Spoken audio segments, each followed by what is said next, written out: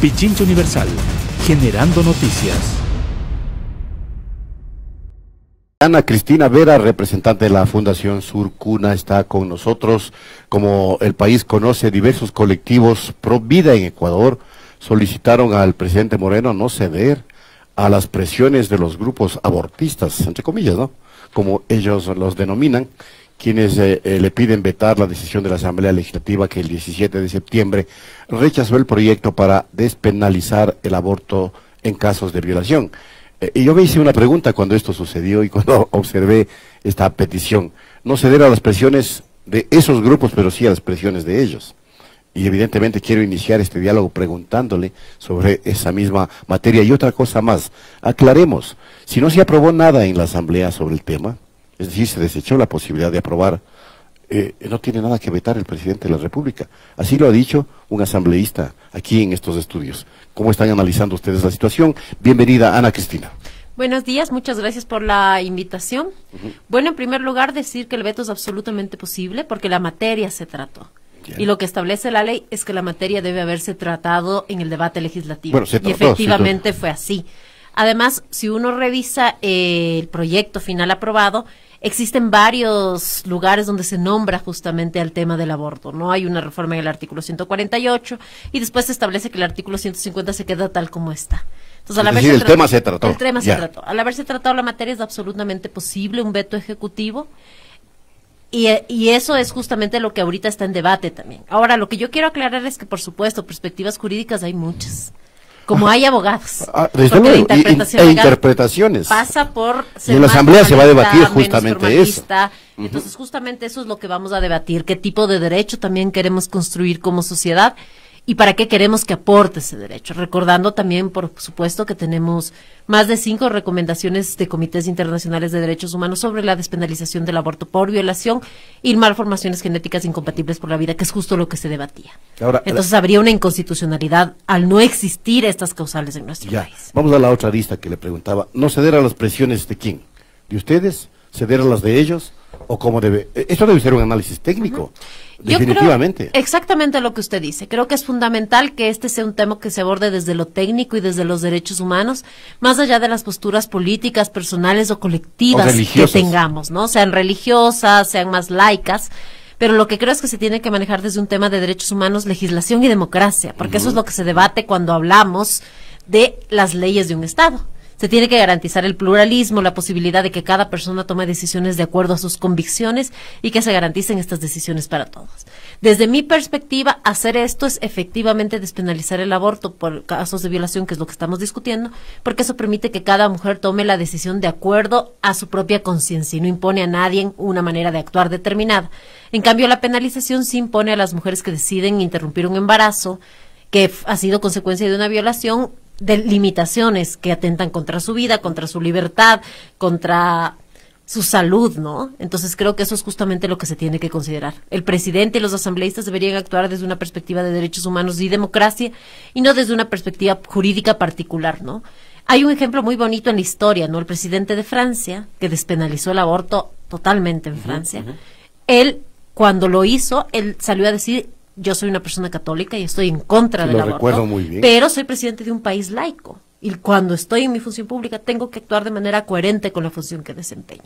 Eso es lo que esperaríamos, ¿me entiendes?, de un político técnico que cumpla con estándares de derechos humanos en nuestro país. Y eso es lo que esperamos. Pero cuando se dé un avance cualitativo importante, porque eso no se da, lamentablemente, en la discusión y en el debate de estos temas que son complicados. No se da eso todavía. Es decir, no se ha avanzado cualitativamente. Ahora, esta fundación, no sé, o este grupo Pro Vida, insisten en que el artículo 137 de la Constitución solo se puede tratar o vetar cuando se aprueba un proyecto de ley. Ahí podría vetarlo. Pero esto no ha sucedido. Por eso es que yo insisto, la interpretación de ustedes es la contraria.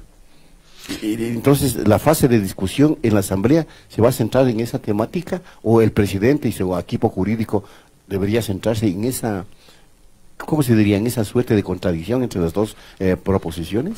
Yo creo que el presidente tiene que tener un actuar absolutamente técnico, ¿no? Las reformas al Código Integral Penal tienen varias cosas que deben ser observadas. El tema del aborto no es el único tema que causa preocupación. Entonces yo lo que creo es que ellos tienen que hacer un análisis absolutamente técnico y tomar decisiones absolutamente técnicas. El problema es que sabemos que en la política no todo es técnico, que hay un montón de intereses que están en juego. Esperamos que en esta ocasión realmente lo que el presidente priorice sea los derechos humanos de las personas, de las mujeres, y también la imagen internacional que tenemos como país, porque este es un país que con, si quieres, esta reforma negada, lo que ha hecho es instaurar la tortura como política de Estado e incumplir sistemáticamente compromisos internacionales de derechos humanos por los que ya les han observado. Entonces somos un país que viola derechos humanos de las mujeres y niñas. Y eso lo han dicho ya 5 comités internacionales de derechos humanos. Justamente lo que debatimos es la posibilidad de que estas mujeres y niñas tengan otras opciones y la posibilidad de que nuestro país sea un país que efectivamente cumpla con sus compromisos internacionales en materia de derechos humanos. Ahora, este tema ya es por segunda vez rechazado en la Asamblea Nacional. Los colectivos de mujeres han dicho que esto recién empieza.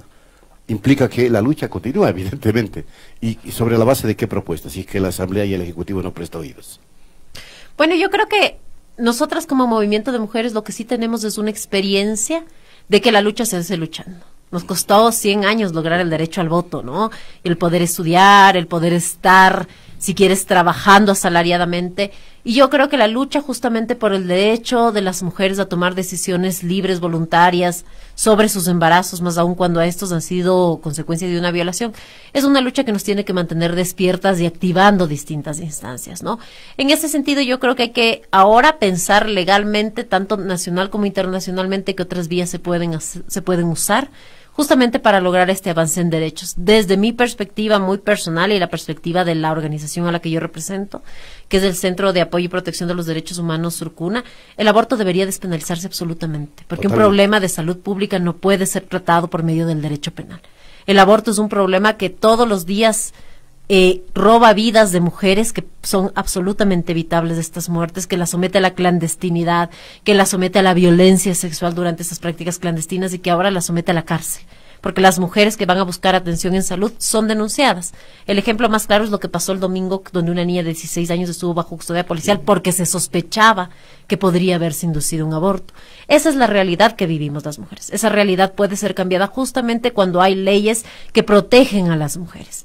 Por supuesto que todo el mundo queremos que no existan embarazos no deseados, pero eso se hace con educación sexual, con acceso a anticoncepción, con cambio de patrones socioculturales y no únicamente con políticas punitivistas que lo que hacen es poner en riesgo la vida, la salud y la libertad de las mujeres y niñas todos los días en este país. Ahora, cualquier propuesta de este tipo no choca con el precepto constitucional que señala que se debe proteger la vida desde la concepción, que es el argumento al que acuden los otros sectores antiabortistas para defender su tesis. Bueno, eso es una tergiversación del derecho, porque la Corte Interamericana de Derechos Humanos, en su sentencia Artavia Murilla versus Costa Rica, ya se pronunció al respecto. La protección de la vida desde la concepción tiene que ver con la protección de la mujer embarazada en todo su ciclo de vida y no es incompatible con el aborto, lo ha dicho claramente la Corte Interamericana de Derechos Humanos, más aún cuando se trata de garantizar derechos de otra persona que es la mujer, ¿no? Las mujeres no podemos ser reducidas a un receptáculo, si quieres, o a una incubadora, porque somos personas con dignidad humana. Y es así como tenemos que ser tratadas, ¿no? Y eso implica que podamos tomar decisiones sobre nuestra vida reproductiva, sobre nuestra familia, sobre las cosas más, si quieres, cercanas e íntimas que existen en la sociedad, sobre las que luego nadie se va a hacer cargo también, porque nos obligan a parir hijos producto de una violación, hijas producto de una violación, pero nadie se hace cargo del cuidado. Yo les invito, por ejemplo, a ir a las casas de acogida para niñas sobrevivientes de violencia sexual, donde estas niñas están absolutamente en abandono, donde el Estado ni siquiera responde dándole todo lo que necesitan para que puedan asistir al colegio y tener una protección mínima de sus derechos, ni a ellas ni a sus hijos. Esa es la realidad concreta. Yo lo que creo es que se tiene que legislar desde estas realidades concretas que queremos cambiar. No queremos que hayan niñas forzadas a la maternidad, niñas de 11 años pidiéndonos que les cuiden a los guaguas para poder ir a jugar. Es absolutamente horroroso cuando han sido víctimas de incesto por parte de sus padres. Por supuesto que el aborto no va a solucionar la violencia sexual. Solucionar la violencia sexual requiere políticas de prevención, de acción, de cambio, de educación distintas, ¿no? Y requiere medidas de sanción también efectivas que no existen en este país. Y en eso hay que caminar también. Pero el aborto sí puede permitir que estas niñas tengan un proyecto de vida y que puedan reconstruir su proyecto de vida. Porque es absolutamente cruel. Yo te estoy hablando de cosas reales porque soy abogada de estas niñas. Ver a una niña de 11 años que tiene que cuidar a una bebé y que ni siquiera entiende lo que implica la maternidad. Para ella hay momentos en que esto es un juego y por eso requiere que en la casa de acogida la estén acompañando constantemente. Pero esta niña cuando tenga 18 va a salir con un guagua de 9 años sin haber terminado quizás el colegio porque no puede estudiar, sin saber cómo se trabaja ni cómo se coge un bus porque está encerrada en una casa de acogida. ¿Qué es lo que les espera a estas niñas y a estas mujeres? ¿Y qué es lo que les espera a sus hijos y sus hijas, ¿no? Eso es lo que también tiene que ver la sociedad. La vida concreta de las mujeres y de las niñas que son forzadas a esta maternidad y debe preocuparse justamente para que las que ya tuvieron estos hijos tengan condiciones de vida digna y acompañada y que sean protegidas y que sean reparadas y para que otras no tengan que vivir estas vidas, ¿no? Eso es justamente lo que estamos buscando. La posibilidad de una vida digna para las niñas donde tengan opciones y las mujeres de qué hacer frente a un embarazo producto de una violación y que todas estas opciones sean opciones garantizadas por el Estado, por ejemplo, partos dignos, partos adecuados, sin violencia obstétrica si deciden tener los niños, que la adopción sea una posibilidad. En este país no es. Nosotras acabamos de ganar un caso después de pelear 4 años, un caso de adopción de un niño que fue producto de incesto, ¿no? Donde hubo un montón de factores. Las casas de acogida habían recomendado durante 4 años que la adopción se dé. Ahora el niño tiene 5 años, a ver si logramos que alguien lo adopte. Tenaz, ¿no? Tenaz. Porque ya hicieron que los tiempos pasaran, así no funciona. Y por otro lado, que las mujeres y niñas puedan acceder a un aborto a libre voluntad, si así lo desean. Ahora, pese a la existencia de estas realidades tan patéticas, ¿por qué entonces, y esto es una pregunta, no sé, que es de difícil respuesta, pero ¿por qué entonces no se logra concienciar y todavía subsisten estas posiciones fundamentalistas, ortodoxas respecto del tema? Porque los casos están ahí, se los ve a diario. Yo creo que por un lado la doble moral, que sigue siendo muy vigente en nuestra sociedad, y por otro lado la desigualdad. Es cierto que en este país el aborto es una realidad. La mayoría de mujeres creo que nos hemos realizado un aborto. El tema es que son muy pocas mujeres a las que, bueno, muchas mujeres en realidad, pero mujeres muy específicas a las que afecta la penalización de una manera más fuerte, si quieres, que son las mujeres empobrecidas, sí, que son las mujeres de pueblos y nacionalidades indígenas, que son las mujeres muy jóvenes. Porque ¿no? Claro, porque hacerse un aborto en este país seguro es absolutamente posible si tú tienes el dinero para pagar. Entonces, los sectores que se oponen no son sectores que efectivamente en su vida y en su práctica no hayan abortado, claro, no hayan sino sectores que pueden pagar un aborto seguro en la clandestinidad en muchas ocasiones y que no quieren que el resto de la ciudadanía tenga los mismos derechos que pelearían para ellos y ellas, ¿no? En Argentina justo hay un libro que se llama El único aborto ético es el mío, que reflexiona sobre esta problemática y sobre cómo estos sectores conservadores consideran que ellos tienen derecho a tener unos derechos que el resto de la gente no debe tener, ¿no? Y cuando los derechos no son para todos y todas, se vuelven privilegios. Justamente lo que queremos y por lo que luchamos al pedir despenalización del aborto, en casos de violación concretamente en este caso, es justamente para que no sea un privilegio que las mujeres y niñas puedan decidir qué hacer frente a un embarazo producto de violencia sexual. Para que no sea un privilegio ni la reparación ni la posibilidad de que sus proyectos de vida se desarrollen de la mejor manera posible después de la violencia sexual, que en realidad es algo irreparable. Y van a continuar, no sé si Surcuna es parte de este colectivo nacional de feministas, que hicieron un evento muy interesante, ¿no? Una protesta muy singular, justamente con listones verdes, con pañuelos verdes, engalanaron, se podría decir, los monumentos. ¿Van a continuar ese tipo de acciones? Yo creo que sí, o sea, lo importante ahora es que la gente, el movimiento de mujeres y feministas es un movimiento que está creciendo. Cada vez más gente está sensibilizada también frente a la problemática y está dispuesta a activarse.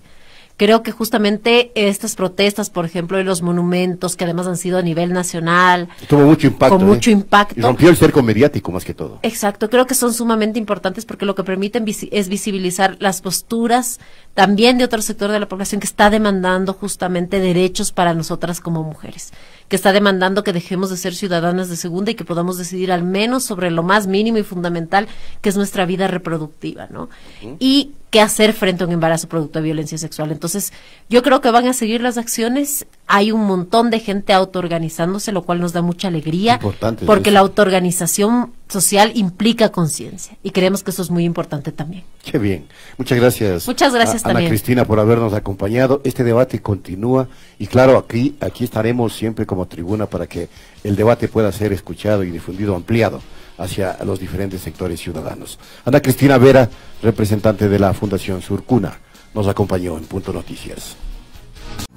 Pichincha Universal, Aquí se escuchan bien las noticias.